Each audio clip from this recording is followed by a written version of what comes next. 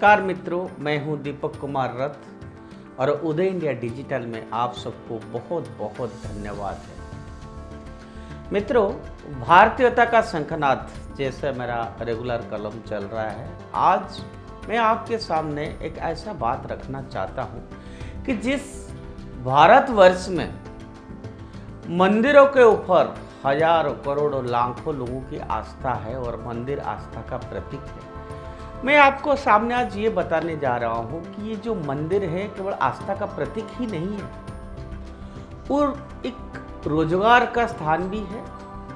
वो मंदिर एक स्थान है जहाँ पर कई समस्या का समाधान भी है और भारत की हर गांव में, हर गली में आपको एक मंदिर मिलेगा। उसके पीछे भी एक वैज्ञानिक रीजन है, एक इकोनॉमी है और इस मंदिर इतने सालों से हमारा पूर्वजों ने क्यों बनाया था, उसका रिलेवेंस क्या है और जो भव्य राम मंदिर आज अयोध्या में बनने जा रहा है वहां पर भी आर्थिक रूप से कैसे लोगों को, अलग अलग समाज के वर्ग के लोगों को वो फायदा दिलवाएगा, राज्यों को, देश को टैक्स का बढ़ोतरी के लिए, इस विषय में आपको सामने आज रखने जा रहा हूं। मित्रों, आपको पता है कि 550 वर्षों के संघर्ष के बाद आखिरकार हमारे पास अयोध्या में एक भव्य मंदिर बन गया है और वो मंदिर जो लाखों लोगों की बलिदान की आधारशिला रखकर बना जा रहा है, इस देश में हर किसी के लिए पूजनीय होना चाहिए, है भी। लेकिन अफसोस ये देश नराधम लोग से भरा पड़ा है।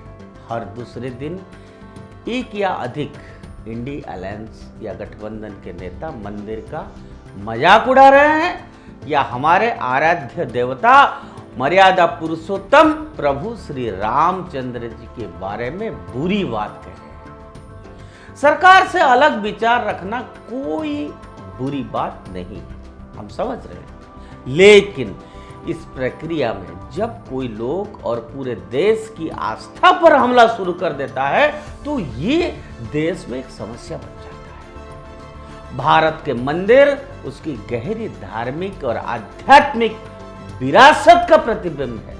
भारत में 2 मिलियन से अधिक मंदिर है जिनमें से कई महान आस्था और चमत्कारों के केंद्र के रूप में प्रतिष्ठित है, जो दुनिया भर से तीर्थ यात्रियों को आकर्षित भी करते हैं। आपको मालूम है, चाहे माता जी का मंदिर हो, चाहे पुरी का जगन्नाथ मंदिर हो, बनारस का मंदिर हो, बाबा विश्वनाथ का, किधर जाएंगे आप, हर जगह पर आस्था है। देवभूमि उत्तराखंड हो, तो ये आधुनिक युग में हम भारतीय अपनी संस्कृति, रीति रिवाजों और धर्म को अपनाना और उसकी रक्षा करना जानते हैं और ये हमारा पीढ़ियों तक सिखाया जाता है। इसीलिए ये ऐसे बातें मैं आज करता हूं कि आज की नया जनरेशन इसको जाने, समझे, उसके पीछे क्या साइंटिफिक रीजन है उसको भी जाने। भारत में मंदिर कभी भी ऐसे ही नहीं रहे हैं। उन्होंने प्राचीन काल में व्यापार, सामाजिक जीवन, शिक्षा और कला के केंद्र के रूप में मंदिर हमेशा से कार्य किया है। समुदाय केंद्र के पास मंदिर हुआ करता था। यहाँ लोग स्वास्थ्य, धन, संतान, किस विशेष कठिनाई को दूर करने या यहाँ तक कि किसी महंगे वस्तु की प्राप्ति जैसे चीज़ों के लिए भी देवी देवताओं से हमारा सनातनी लोग प्रार्थना करते हैं, गुहारी लगाते हैं। यहाँ लोग इकट्ठे होते थे, विचार और समाचार पत्रों पर चर्चा करते थे, समाज के बारे में चर्चा करते थे। कोई दिक्कत आए तो वहाँ पर सब लोग इकट्ठे होते थे, अनुभव और चुनौतियां साझा करते थे, एक दूसरे से सलाह लेते थे और अपने रोजमर्रा जीवन के लिए योजनाएं भी बनाते थे। जब आदमी थका हारा किसान थक जाता था तो शाम को अपने गांव के मंदिर जाता था या भागवत घर में जाता था, गीता की चर्चा करता था, वेद की चर्चा करता है, लाइब्रेरी होता था, वहाँ पर शास्त्र ज्ञान चर्चा होता था, शास्त्र पढ़ने का मौका मिलता था, हमारा बच्चे रामायण के बारे में जानते थे। देश के प्रत्येक राज्य में आप जाइए, अद्वितीय रीति रिवाज और समृद्ध अतीत है हमारा।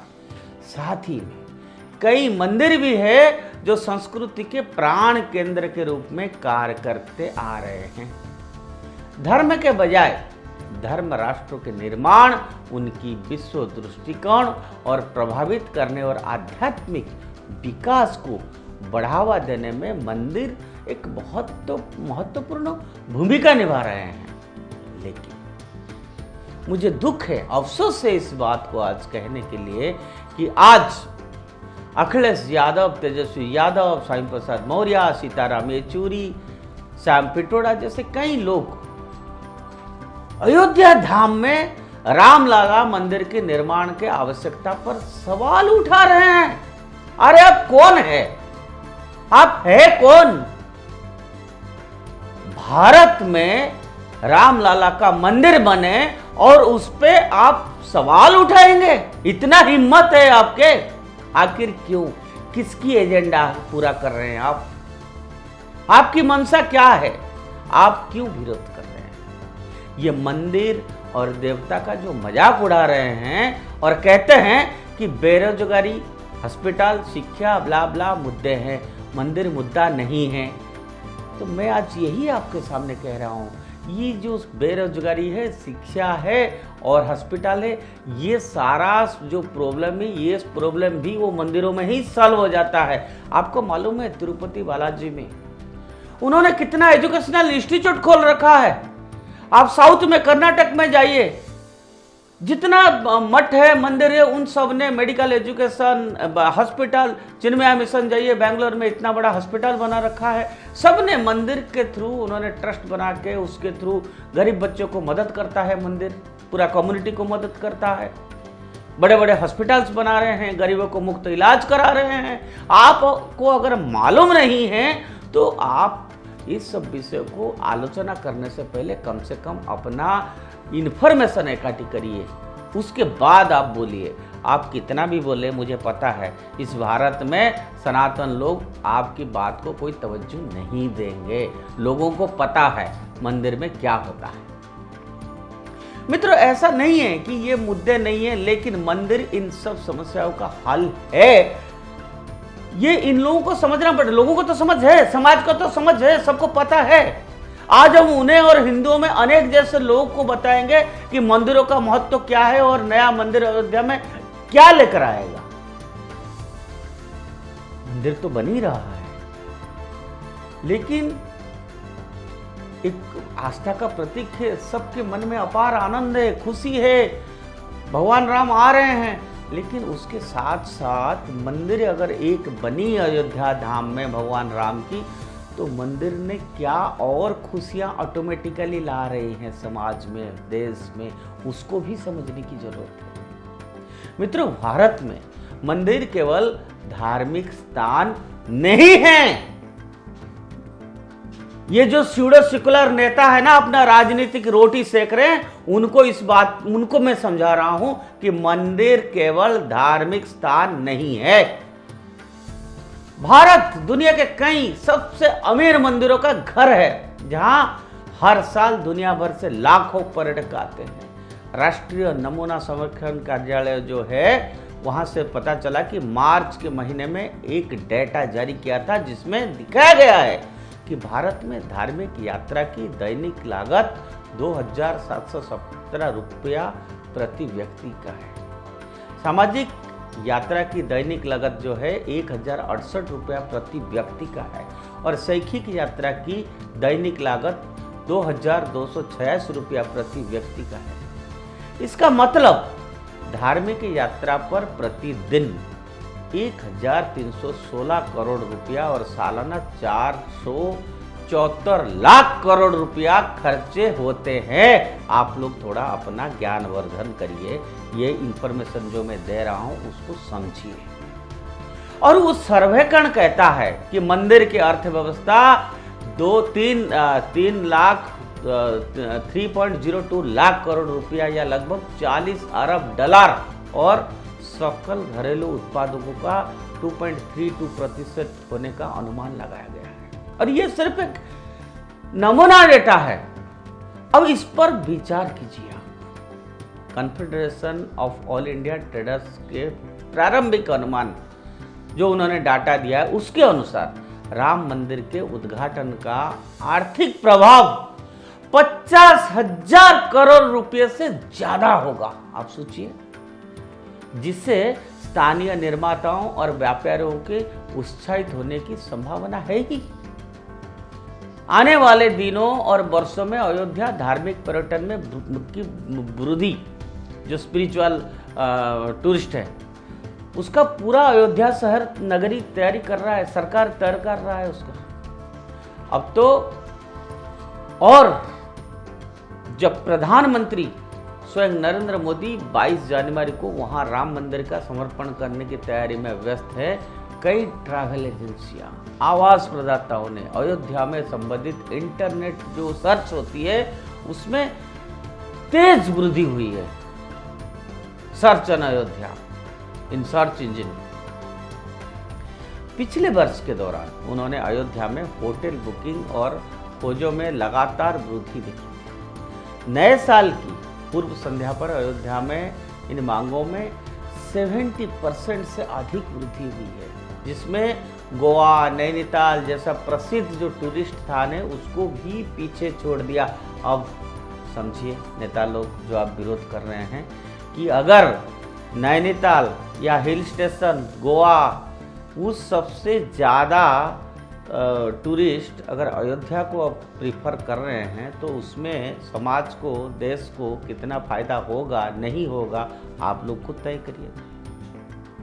उद्योग के जानकार जो अंदरूनी सूत्र के अनुसार ताज IHCL टाटा समूह का जो है, रेडिसन, ITC ऐसे कई अन्य होटल जो है चेन, होटल चेन से सारे बड़े और छोटे अलग अलग मूल्य बिंदुओं पर क्षेत्र में इस संपत्तियों को विकसित करने की योजना बना रहे हैं, क्योंकि उन्हें पता है कि लाखों करोड़ों टूरिस्ट आएंगे, उनके रहने के लिए होटल भी चाहिए, रेस्टोरेंट भी चाहिए और बाकी हर तरह से चीज़ें भी उनको चाहिए।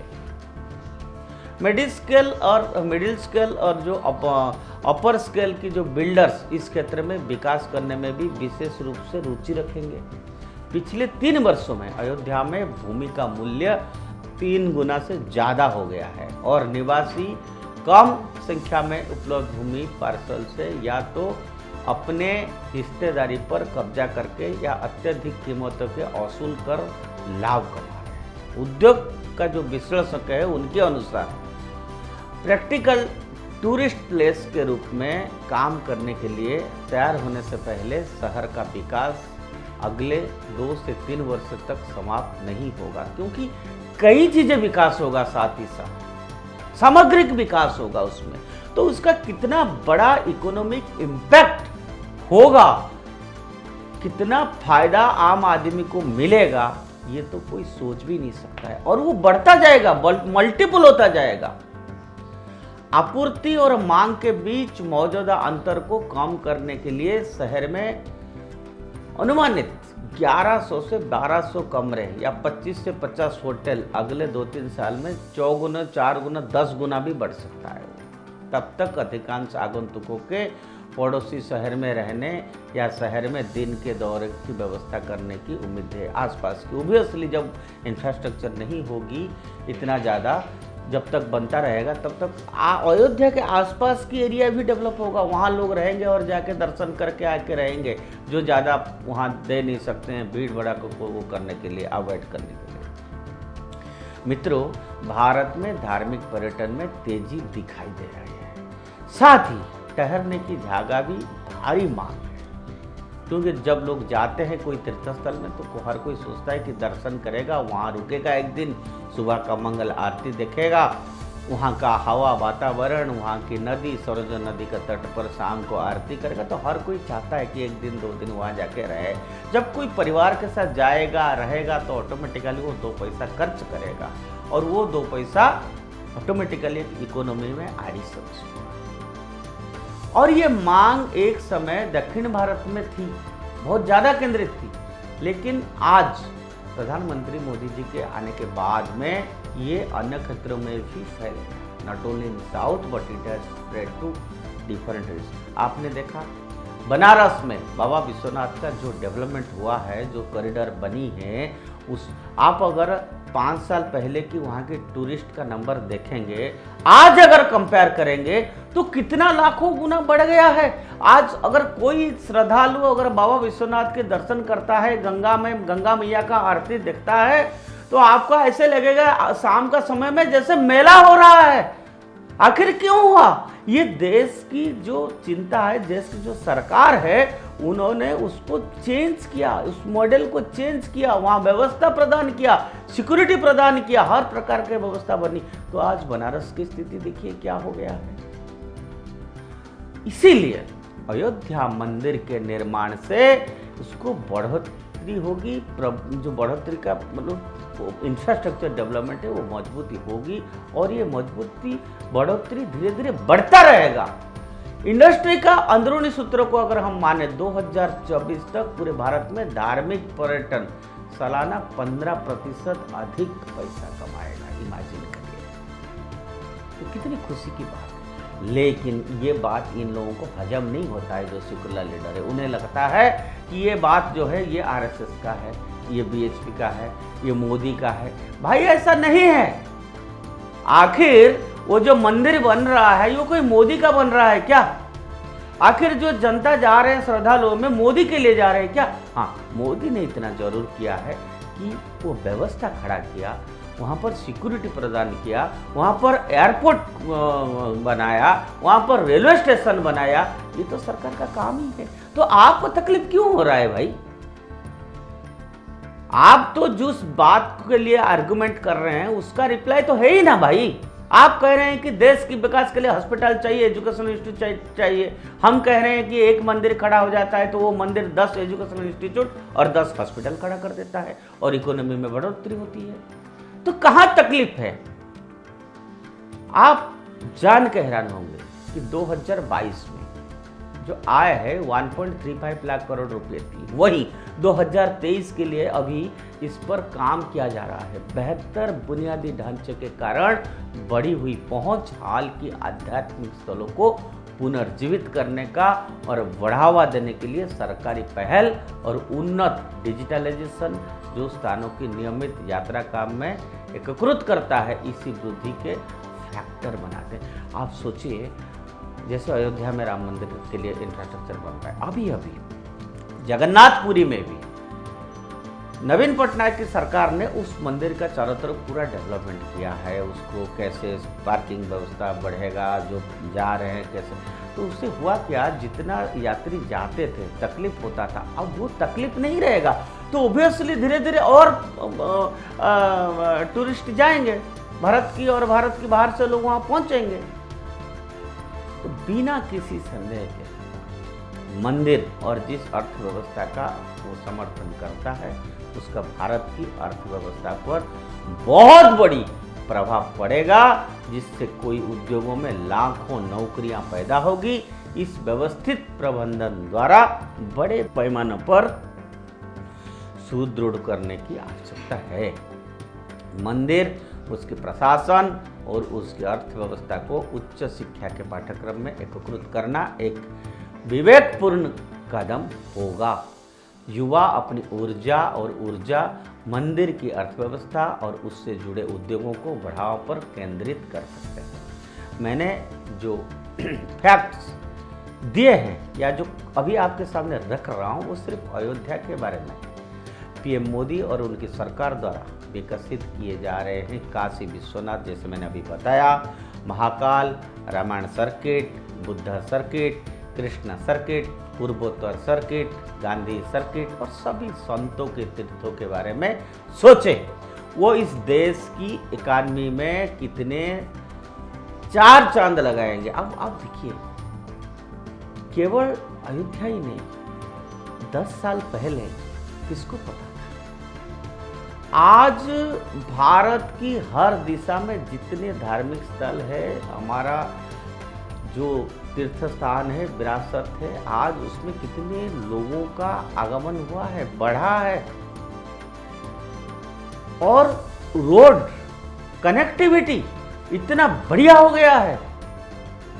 तो इसीलिए अपने मंदिर और परंपराओं पर हमें गर्व है और हमें गर्व करना चाहिए, और ये हमारा उद्देश्य भी है। एक मंदिर, मैं आपको और भी बता दूं, मंदिर एक युवा का चारित्रिक विकास के लिए भी संस्कार प्रदान करता है, केवल एम्प्लॉयमेंट नहीं देता है, एक धर्म के रास्ता पे, ठीक रास्ता पे नहीं देता है, एक अच्छा आदमी बनो, एक चरित्र का विकास कैसे होगा वो चीज़ भी। आप देखिए संस्कार, जब भी कोई व्यक्ति मंदिर जाता है, स्नान करके जाता है तो चप्पल बाहर रखता है, अच्छा कपड़ा पहन के जाता है, अच्छा सोच में जाता है। जब मंदिर में हम घुसते हैं तो वहाँ हमारा मानसिकता एक अलग होता है, मन स्थिर होता है, होना चाहिए।